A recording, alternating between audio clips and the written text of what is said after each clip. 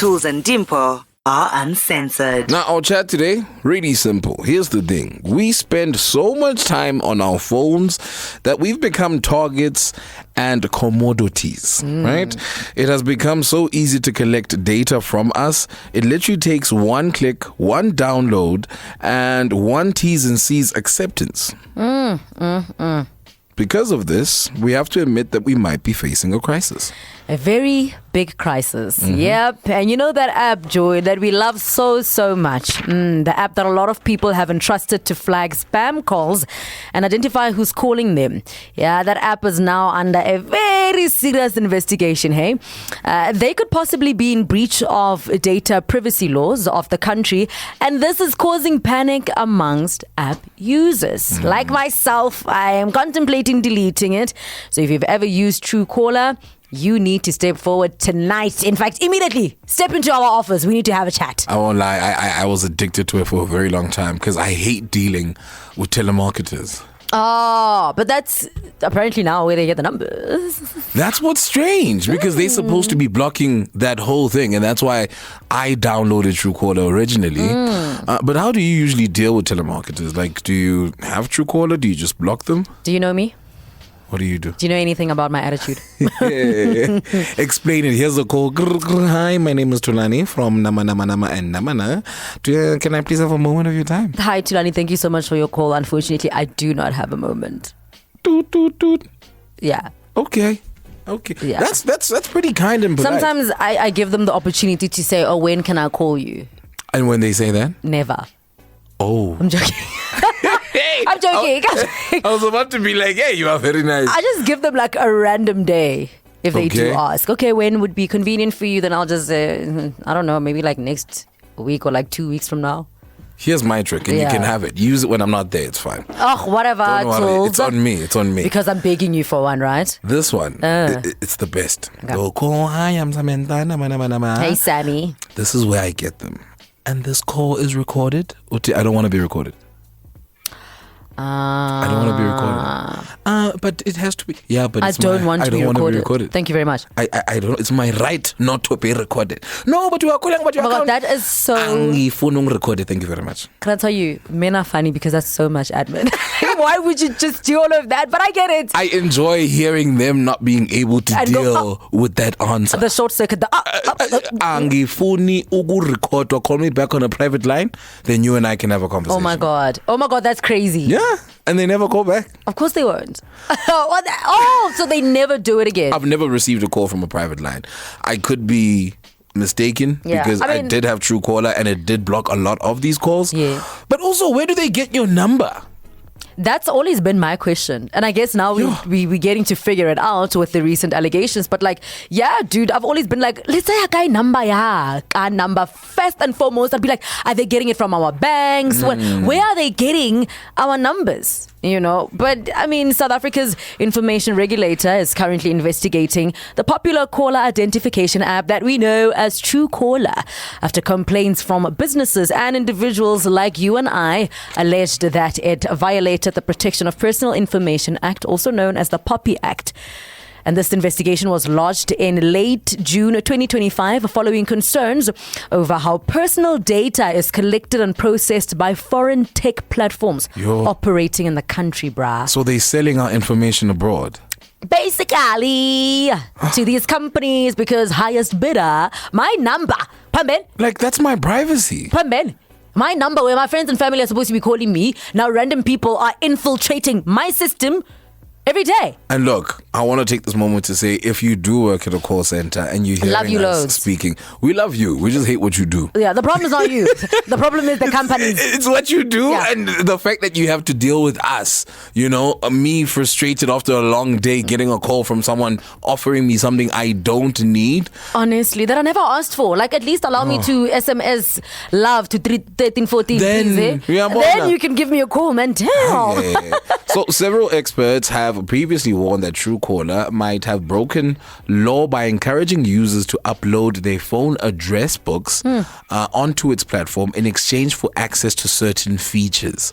Now, this speaks back to the T's and C's thing that is there. Do you read your T's and C's properly before you click? And usually you're in a rush to do something. It's fine print also. Nobody wants to read that. It's boring. They make it very small. Now, the popular spam call identification app then attempted to shift the responsibility onto subscribers by stating in its terms and conditions that users must obtain the necessary consent for the upload.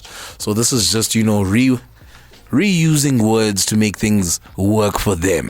It's still T's and C's apply. Still T's and C's. Dog. Oxalayo. But now, here's the thing, right? The main question is really, how does Truecaller then collect our data? Right?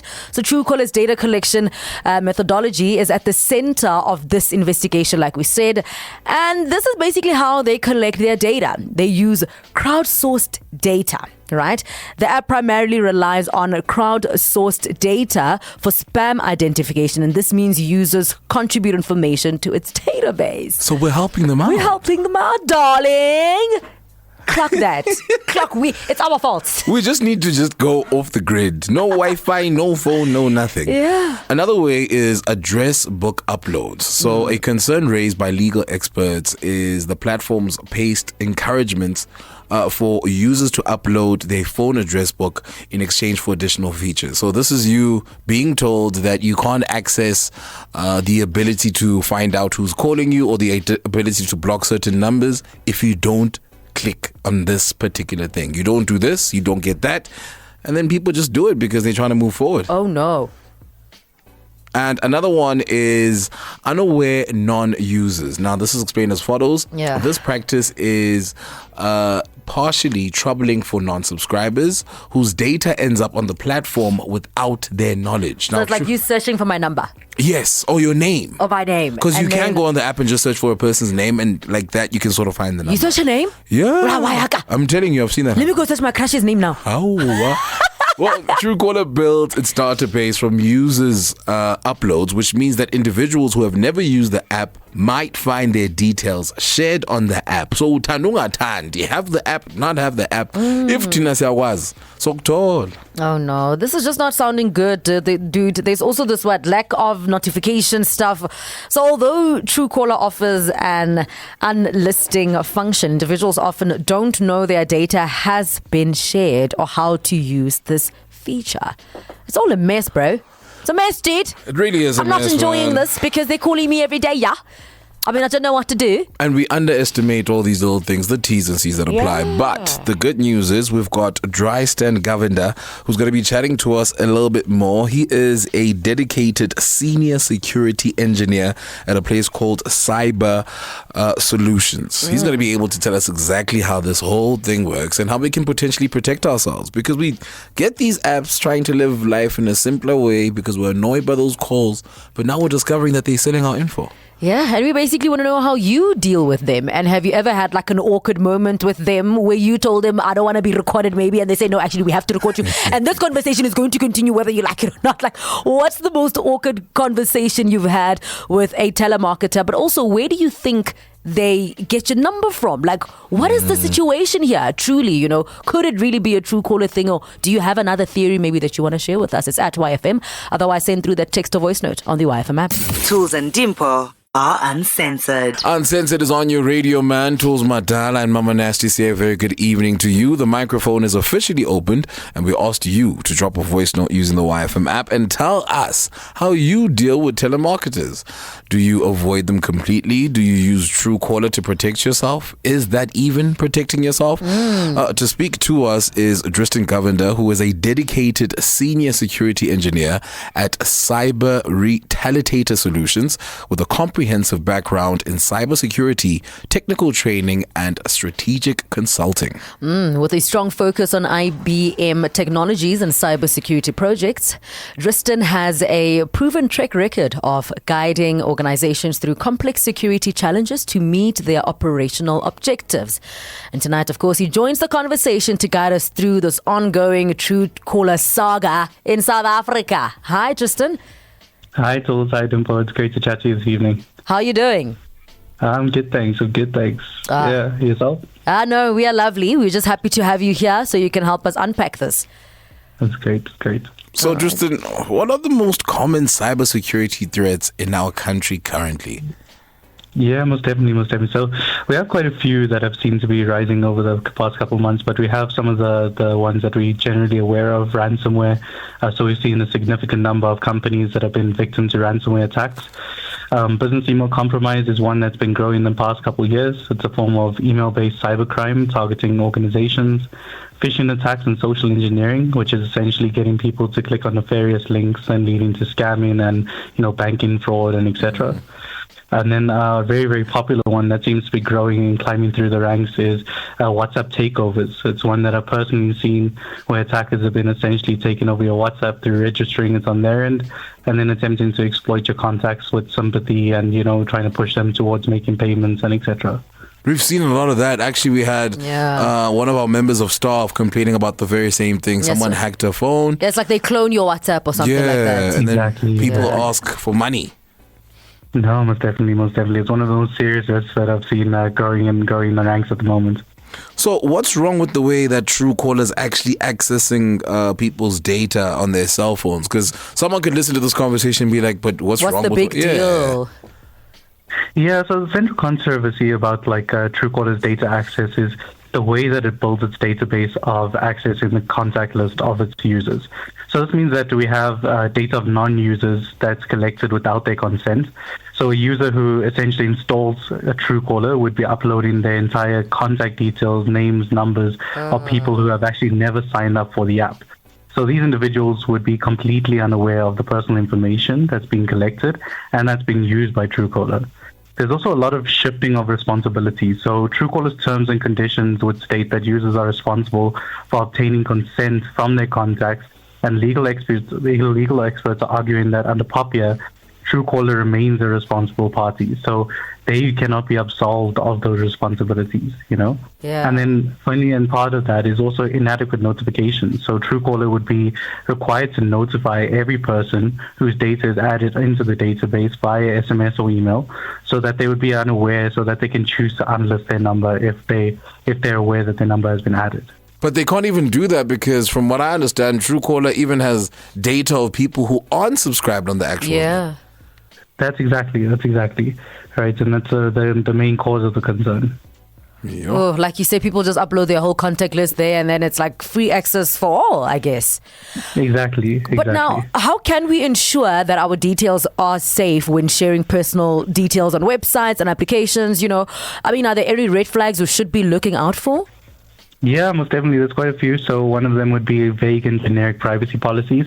So if you're seeing overly long, difficult to read, or poorly structured, hidden in the detail type of information that comes along with those privacy policies, you need to be wary about what data is being collected and why.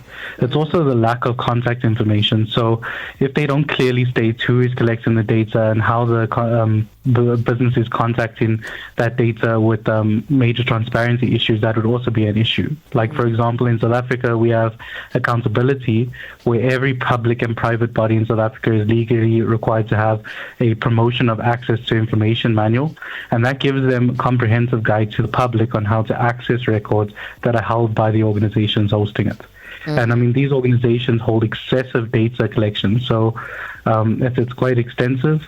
You need to look out for outdated policies that haven't been updated in years, and then soft language. So things like, we may try to secure your data, or no method is 100% secure. And then finally, unexpected prompts for personal information input. So for example, requests for login information or any additional information like ID numbers, phone numbers that are not relevant, email addresses if it's not relevant, etc. Sure. But now, what barriers of entry exist in South African cyberspaces for international companies, if any, and are they enough? So the primary barrier of entry would be POPIA, right? So this law applies to any company, local or international, that processes the personal information of South African residents. So the key requirements under POPI is essentially lawful processing, where data must be processed lawfully, transparently, and securely with consent where needed, right? We also got data transfer limitations. So personal information is not supposed to be transferred out of South Africa unless a foreign firm has a binding corporate rules and agreement that comply with POPIA. So while POPIA provides a framework, the effectiveness of these barriers depends on enforcement. So the information regulator's ability to investigate and penalize non-compliant international firms is pretty crucial in this case. So the current investigation into Truecaller is a very true test case to determine how these barriers are sufficient in South Africa to protect South African data subjects. So with POPIA's implementation, it's still fairly new in terms of the information regulator enforcement, with the Act only coming into the compliance deadline in 2021. But there needs to be a more forcible workforce behind the enforcement of POPIA, especially when it comes to international organizations who host such volumes of data of South African citizens.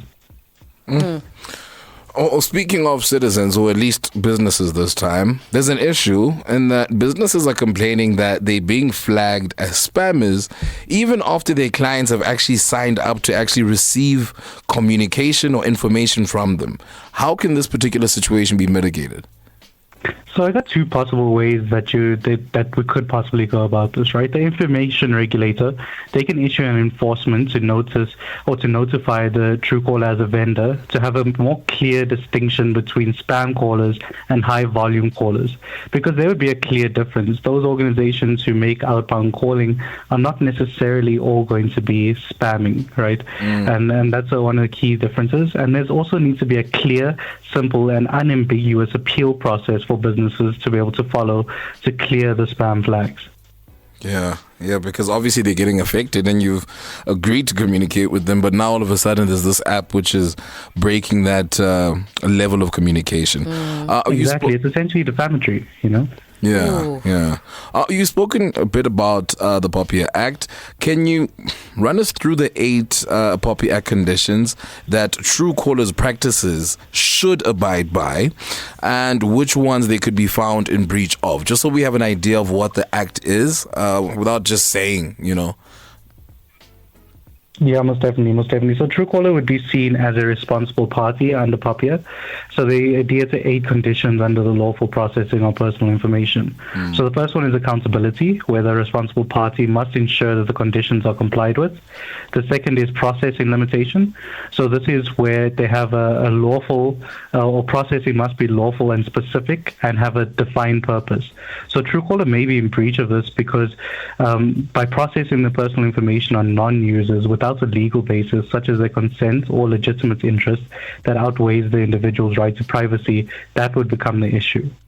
The next one that we take a look at is purpose specification. So personal information must be collected for a specific lawful purpose, and that's currently vague, and due to the volume of data that they're collecting, it would lead them outside of their core purpose, and this calls to the condition to contention. That also brings us to the next one, which is further processing limitation. So data collected for one purpose should not be used for another unless it's compatible. We've got information quality, so all of the information must be accurate, complete, and not misleading. This, in this instance, would of the businesses being flagged as fraudulent or sometimes as spamming organization, is in some instances a compromise and can lead to some serious defamation of the business under that issue. The 6th one would be openness. So the data subjects must be aware that the information is being collected. Truecaller would be in breach of this, as many of those non-users are unaware that their data is being processed and that their information is being added to the app's database. The 7th would be security safeguards. Personal information must be secured against loss, damage, and unauthorized access. And then the 8th being data subject participation, right? And this is a major pain point. Individuals have the right to access and correct their personal information, and this seems like a major pain point of the application, which they have good intentions and they have every way to try and help organizations to fix their profiles. However, it's for those individuals who don't want a profile on Truecaller that are still being added, that are negatively affected. And there's lack of transparency in the data collection process for that. Now, if Truecaller is found to be non-compliant with the POPI Act, what penalties could they possibly face? Because this is an ongoing investigation, and it's like, what are the possibilities that we're looking at here? Yeah, so administrative fines is definitely one. So POPIA states it can go up to 10 million, right? There's imprisonment. So the law allows for individuals within the company to face imprisonment for up to 10 years for certain offenses, regardless of whether they're South African citizen or not. If it affects a South African person or business, they would be seen as a perpetrator. Obviously, that is in the jurisdiction of the information regulator. There's also private rights of action, so data subjects who have suffered damages as a result of the non-compliance can also seek civil claims against Truecaller. And then enforcement notices, so the regulator could issue enforcement notices requiring Truecaller to change its practices, such as implementing better consent mechanisms or providing data deletion options, which is generally the first options that the information regulator goes through. And what about now the companies who have possibly paid to be whitelisted by the app? Can they be penalized as well? So there's a bit of a misconception around it, where if you've taken a paid service to register the business as a paid subscription holder of Truecaller, that spam tags will be removed and that companies will be whitelisted.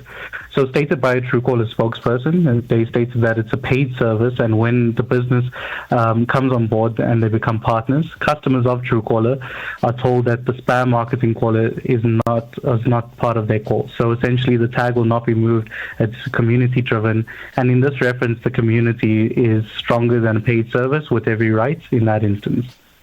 Mr. Govender, before we let you go, I mean, this is a lot of information to be taking in. How do I protect myself from all of this? Because now I'm hearing whether I have Truecaller, whether I don't have it, they can still have my information. How do I protect myself? Most definitely. So there's a couple of options that you would be able to follow through with, like reviewing app permissions is very important, right? So when you install a new app, as much as it's tedious, we have to look at what those functionalities are and what permissions it's asking for, right? Especially when it's asking for things like access to contacts, microphone, camera, and etc. So whatever is not needed, make sure that you deny it, review it, and adjust the permissions accordingly. The next thing is review those privacy policies, right? Again, tedious, but you need to be able to look at what they are collecting, why, and whether it's shared with third parties as well. Unlist your number. So if you are not a Truecaller user, you can unlist your number from their database on their website. Practice good hygiene, right? So you need to make sure that you're using strong, unique passwords, enable multi-factor authentication, highly important one, especially for that WhatsApp takeovers. Ensure that you have the two-factor authentication enabled on WhatsApp, right? Just as a note to whoever you knew that got scammed there.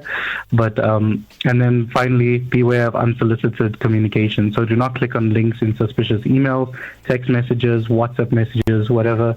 Ensure that you are very, very wary about what links you are clicking. Yeah, with the links, I make sure, hey? Yeah, no, I ain't clicking no links. No joke is funny enough for me to lose my Instagram account. Yeah. But Mr. Govender, thank you so much for dropping your pearls of wisdom. If someone is out and about thinking they'd love to work with you, can they contact you on social media in any way? Yeah, most definitely.